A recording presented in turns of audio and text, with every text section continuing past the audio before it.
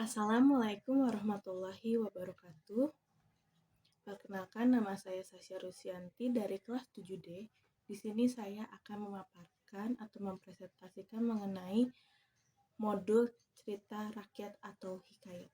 Pertama-tama terdapat 2 KD. KD yang pertama KD 3.7 yaitu mengidentifikasi nilai-nilai dan isi yang terkandung dalam cerita rakyat atau hikayat, baik lisan maupun tulisan. Lalu yang kedua ada KD 4.7 yaitu menceritakan kembali isi cerita rakyat hikayat yang didengar dan dibaca. Lalu teks atau cerita hikayat ini memiliki kompetensi inti. Yang pertama, kompetensi inti yang pertama itu menghayati dan mengamalkan ajaran agama yang dianutnya, memiliki sikap jujur, disiplin, kerjasama, responsif, dan proaktif dalam mencari solusi permasalahan, sehingga dapat menyadarkan diri sebagai makhluk ciptaan yang maha kuasa, serta menjalankan kewajibannya sesuai dengan agama yang dianutnya. Lalu KI yang kedua, memahami, menerapkan, menganalisis pengetahuan faktual, konstekstual, prosedural berdasarkan rasa ingin tahu tentang ilmu pengetahuan, teknologi, seni budaya, dan humaniora dengan wawasan kemanusiaan. Lalu setelahnya ada KI yang ketiga, yaitu mengelola, menalar, dan menyajikan dalam ranah konkret dan ranah abstrak terkait dengan pengembangan dari yang dipelajari di sekolah secara mandiri dan maupun menggunakan metode sesuai kaidah keilmuan. Ya. Lalu yang selanjutnya ada kompetensi dasar. Ini kompetensi dasar seperti yang tadi sudah saya jelaskan, yaitu yang pertama ada KD 3.7 mengidentifikasi nilai-nilai dan isi yang terkandung dalam cerita rakyat atau hikayat, baik lisan maupun tulisan. Lalu yang kedua 4.7 menceritakan kembali isi cerita rakyat yang didengar dan dibaca. Lalu ada indikator pencapaian. Yang pertama ada 371 mengidentifikasikan nilai-nilai, yaitu nilai sosial, nilai agama, nilai budaya, dan nilai moral yang terkandung dalam teks cerita hikayat.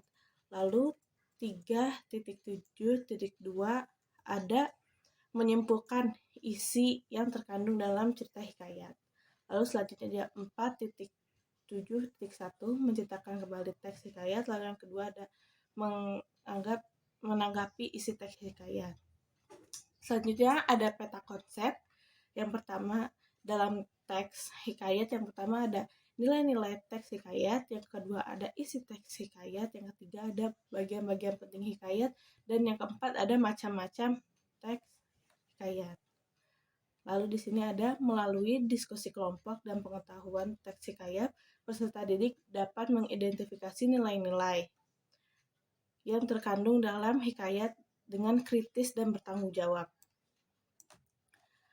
Melalui diskusi kelompok, pengamatan teks hikayat, peserta didik dapat menyimpulkan isi yang terkandung dalam teks hikayat dan bertanggung jawab. Adapun penilaian dalam kompetensi dasar ini sebagai berikut, yaitu ada faktual, konseptual, dan prosedural.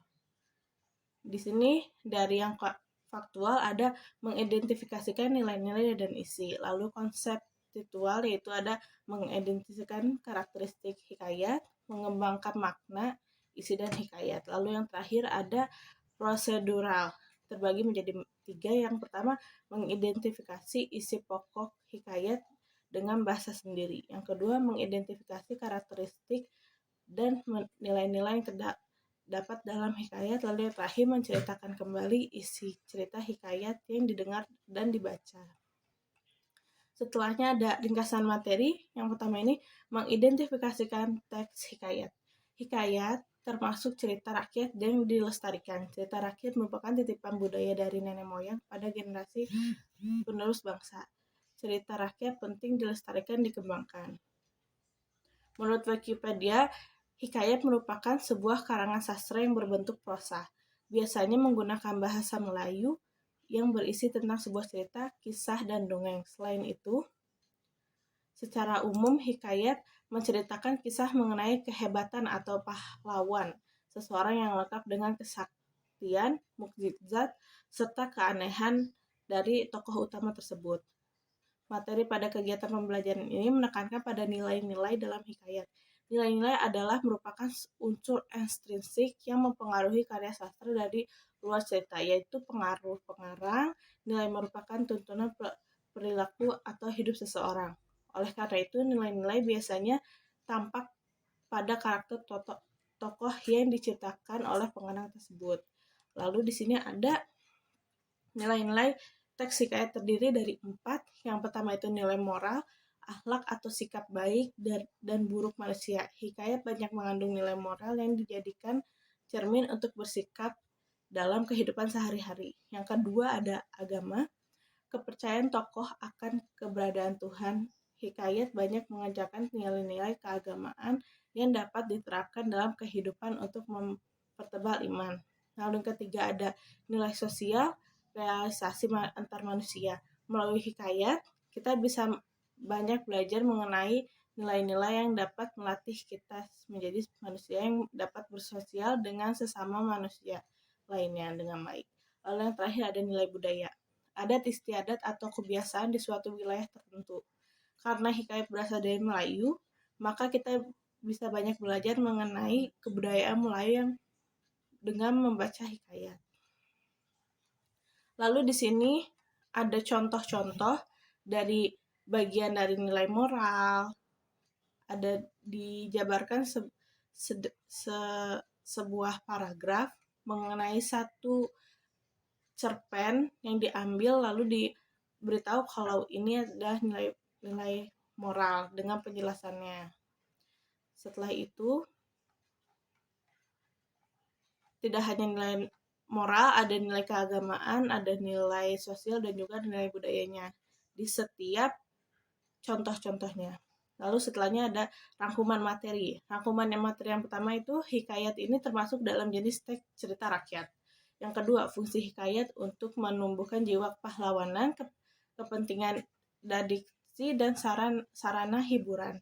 Lalu yang ketiga, nilai-nilai adalah merupakan unsur ekstrinsik yang mempengaruhi karya sastra dari luar cerita atau pengaruh pengarangnya.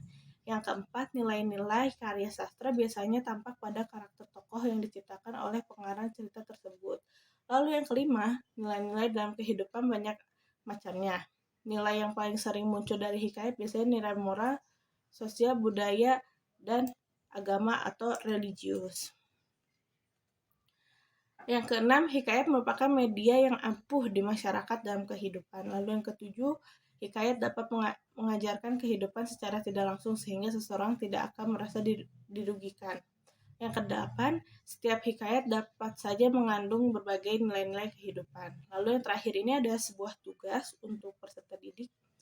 Ada yang berisi tabel, ada tabel di mana di sini peserta didik diminta untuk menceklis bagian yang benarnya saja.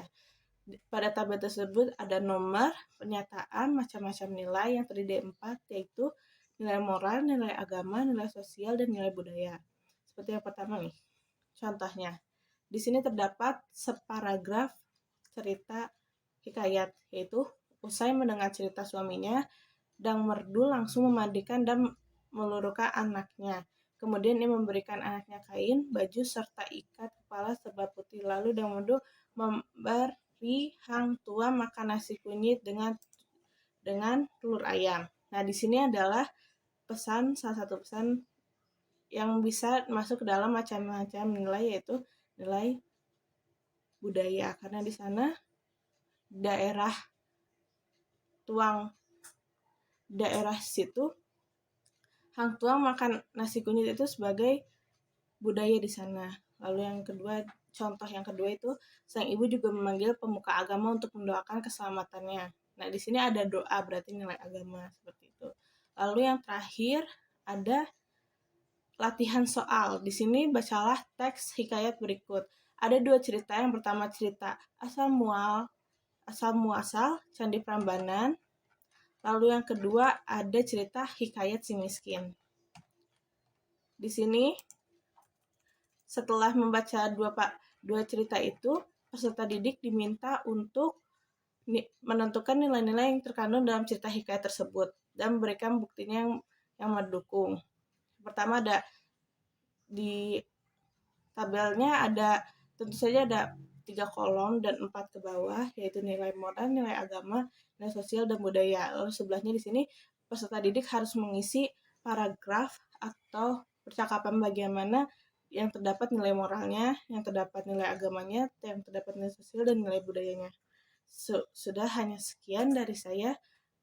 Mohon maaf bila ada banyak kesalahan. Wabillahi taufiq wal hidayah. Wassalamualaikum warahmatullahi wabarakatuh.